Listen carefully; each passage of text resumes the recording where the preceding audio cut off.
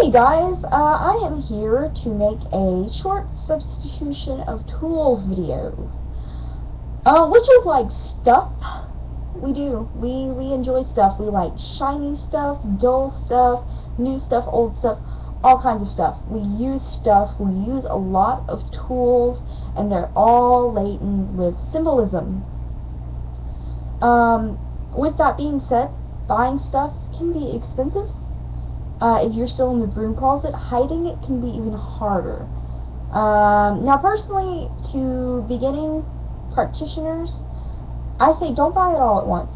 Like, honestly, I think that personally, once you're like 3 or 4 months in, if you feel a deep connection to Wicca or being pagan, I'd say like the first 3 or 4 months, then you can buy an athame and just go from there. Don't buy it all at once, because, after a year and a day, before you're initiated, which I waited longer, and I made my students wait longer, but you might not find that you're that dedicated to it. It is very complex.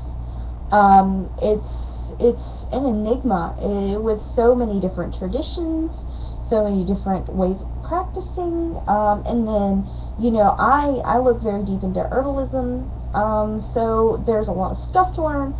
But anyway, my initial point is we have a lot of stuff, and it can be expensive and hard to hide. So I'm kind of here to craft you through that. Now, I'm going to start with the first two arguably most important tools in the craft, the athame and the chalice. I have, and my webcam's not that great, Tree of Life athame with my little Tree of Life. If you know me, you know I love trees. And then I have a triquetra chalice. Both of these were purchased on 13 Moons. And I've actually done a review on 13 Moons because I just think they are the bee's knees. Everything is pretty dirt cheap there. I've never had an issue with any of their products. And they always give you like a little free gift. And I've never gotten anything like humongous, but I've gotten like stones I've never seen, and like little like charms for charm bracelets, and it's just it's fun and cute, and it's a good thing to like kind of guess what you're gonna get. But the athame is it's a phallic symbol, and it represents the god. Basically, anything phallic shaped can be substituted. Phallic phalange. In my opinion, the second best substitution for an athame is your phalange. It's your finger, because the point of an athame is really to kind of handle energy, to cut it, to conduct through an athame with your own energy, whatever you need. Your athame is your go-to god. So what's the next best thing besides your own hands? So that's something really cheap that you can replace that with. And honestly, with being said that the athame is really just supposed to help you conduct energy, maybe just make a copper wand, or something like that. That it's very to the point. And if Mom asks, "Hey, why do you got that copper stick over there?" "Mom, it's a science experiment. Get off my back." So that would be something very easy to hide if you're still in the broom closet, but I do not advise that you talk to your parents like that. The next would be our chalice. The chalice is also like really easy to substitute. The chalice is obviously the female correspondence to the all. It is the womb, Sabayi Maker. So one of the easiest things to substitute a chalice with is just a Dixie cup. I'm sure you have a few Dixie cups in your house, or if you want to be fancy and use a wine flute. Either way, the point is made that it's supposed to symbolize the female womb. Moving on. My next point is cast iron cauldrons.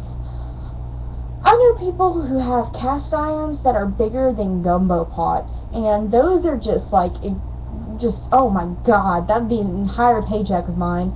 They're expensive. They are upwards of hundreds of dollars. So what did I do? If you live in Southwest Louisiana, throw your little booty to the Old Time store in North Lake Charles with a $50 bill. For this cast iron pot, paid a little over $35. This cast iron pot it's heavy, it's durable, it was easily washed. I was, and don't judge me, but I was able to burn things in it for Beltane with lighter fluid, clean it out really well, and then cook something in it. And I didn't have any transfer of anything. So it's really easy to clean, and it is awesome. It gets the job done. It's great. So, seeing as how I spent less than $50 on that, and that was the biggest one they had. Well, not the biggest one, but that was one of the bigger ones they had. They also had the smaller skillet ones for people who want to become even less ambiguous or spend even less money. Those are like less than $20. So the Old Time Store in North Lake Charles is pretty much the closest thing we have to a metaphysical store down here. Anyway, moving on. Next point, the actual pentacle. This is more or less an issue if you're in the broom closet, because you can get pentacles. Like, my first pentacles was from Spencer's in the Pre-Elm Lake Mall. You can also, again, get them on 13 Moons. It's great store. Go there. Website. So, it's really just a matter of being in the broom closet. Now, in the Wiccan Read, there is a verse, "When misfortune is anew, wear the blue star on thy brow."